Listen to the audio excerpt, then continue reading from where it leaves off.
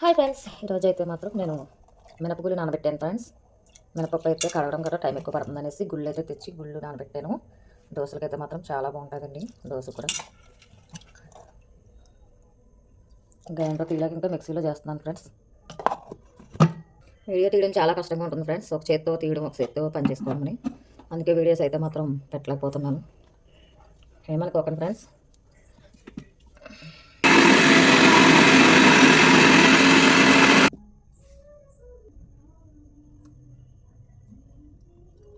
అనురాగం అనురాగం.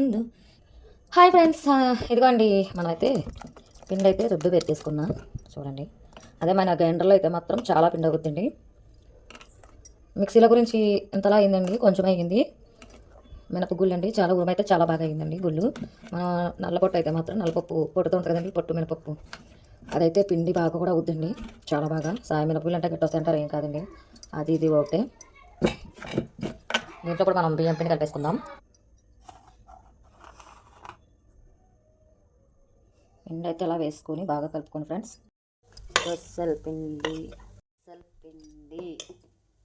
మేమైతే దోశలు వేసుకుంటున్నామండి. అదిగోండి దోశలు.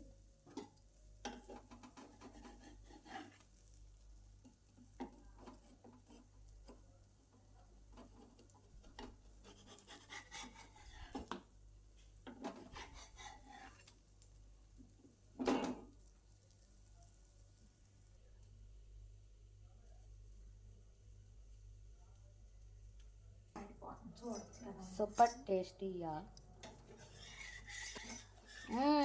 సూపర్.